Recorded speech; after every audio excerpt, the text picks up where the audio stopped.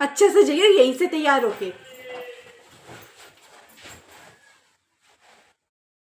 Hello everyone, तो इस video के अंदर मैं आपको 5 क्वेश्चंस के आंसर देने वाली हूँ जो मुझसे मेरे एक व्यूअर ने पूछे थे, और वो 10th क्लास के स्टूडेंट है। तो अब आज मैं ऑनेस्टली उनके आंसर्स दूंगी। तो और मेरा इसके साथ चैलेंज ये है कि मुझे हर क्वेश्चन का आंसर सिर्फ 1 मिनट के अंदर देना है। और मेरी 10th की परसेंटेज थी 97%, क्योंकि आपके इससे हमेशा आपके बेस्ट 5 सब्जेक्ट्स के पूछे जाते हैं, तो उसमें मेरे थे 97%। तो लेट्स स्टार्ट। पहला क्वेश्चन है कि क्या मैंने पीवाईक्यूज किए थे।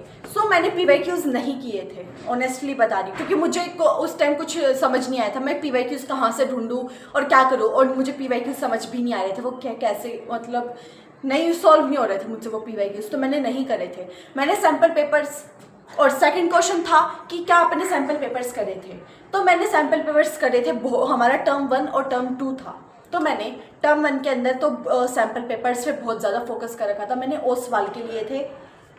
और टर्म 2 के अंदर मैंने सैम्पल पेपर्स नहीं लिए थे, क्योंकि टर्म 1 में मुझे बेनिफिट नहीं मिला कुछ ज़्यादा सैम्पल पेपर्स करने का।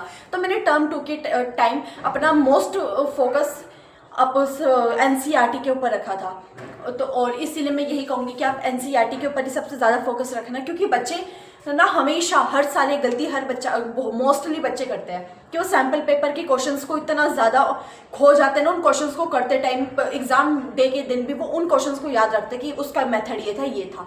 लेकिन आपको NCERT के क्वेश्चंस का मेथड याद होना चाहिए, आपको लास्ट टाइम में NCERT की प्रिपरेशन करनी चाहिए, क्योंकि मोस्टली सारे क्वेश्चंस आपको NCERT से ही मिलेंगे। मेरी बहन ने भी यही चीज़ फेस करी, मैंने भी यही फेस करी। तो 2 क्वेश्चंस का आंसर ये था। और पीवाईक्यूज आप कर सकते हो, वरना आप अगर NCERT करोगे वो भी इनफ है। थर्ड क्वेश्चन था कि मेरा सिलेबस किस टाइम तक खत्म हो गया था।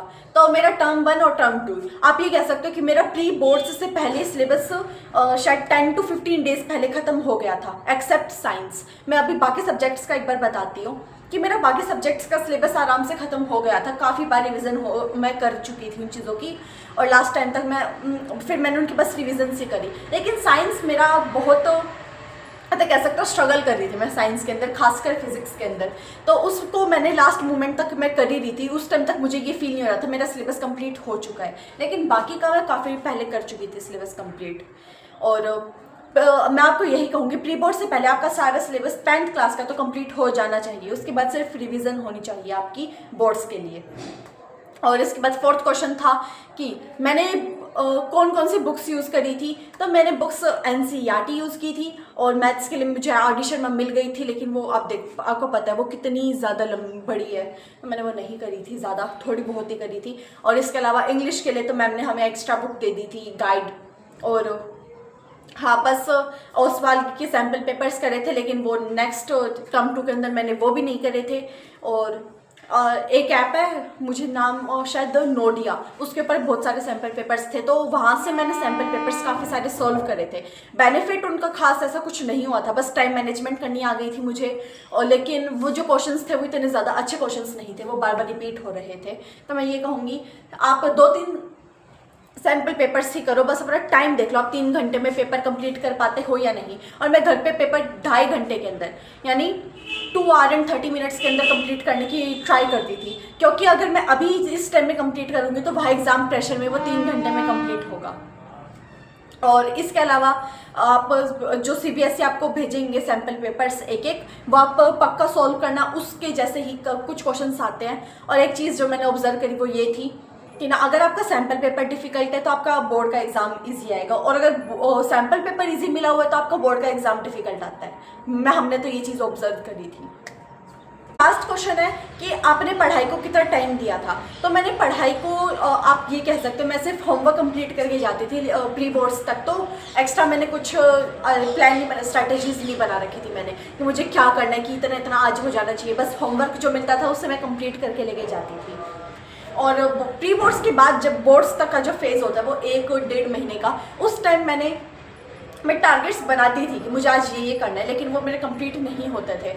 बस ये था कि कंसिस्टेंसी थी, तो डेली कुछ ना कुछ काम मैं किया करती थी। और उस टाइम मेरा कुछ ऐसा था कि ना, मेरे पेरेंट्स जब भी मुझे डांट मारते थे मैं अपने रूम में आ जाती थी और उस टाइम पढ़ने लग जाती थी। और जब तक मनाने नहीं आते थे मैं पढ़ती रहती थी। और उस टाइम इनको ये बात पता चल गई थी तो मुझे ज़्यादा डांट मारने लग गए थे कि मैं जाऊँगी वापस पढ़ने लग जाऊँगी। तो अभी के लिए तो यही। और मैं सोच रही हूँ एक दो चीज़ों का आंसर मैं अपने पापा से पूछती हूँ। पापा इधर आओ। हाँ जी, बोलो। एक सेकंड, हाँ आराम से आ जाओ, पीछे हो जाओ। आपकी तो हाइट ही कुछ ज़्यादा बड़ी है ना। बताओ 10th में मैं कितना पढ़ा करती थी? खूब पढ़ती थी। और 12th में? 12th में भी। तभी तो इतने नंबर आए हैं, बगैर पढ़े नंबर आते हैं। नहीं मतलब ऑनेस्टली कि सारे कहते हैं कभी भी ट्रस्ट नहीं करना चाहिए बच्चों पर, जो भी आंटी वो आते हैं उनके पर ट्रस्ट मत क्या करो, ये झूठ बोलते हैं। नहीं नहीं, बगैर पढ़े नंबर आ ही नहीं सकते। ट्रस्ट करना पड़ेगा, ये बगैर मेहनत के रिजल्ट अच्छा आएगा। नहीं मतलब कई होता है कि दिन रात एक कर रखा था पढ़ाई में ही, ऐसी तो नहीं थी। नहीं, ऐसी नहीं थी। हाँ नॉर्मल पढ़ती थी। हाँ, मन लगा के फोकस पूरा पढ़ाई पे, जब तक पढ़ती थी तब तक पूरा ध्यान किताबों में। ऐसा नहीं था कि सुबह से लेकर रात तक पढ़ना ही पढ़ना। हाँ, सवेरे 3 बजे उठ के पढ़ना शुरू कर देती थी एग्जाम के टाइम पे। तो मेरे जाने थे। Okay so bye guys.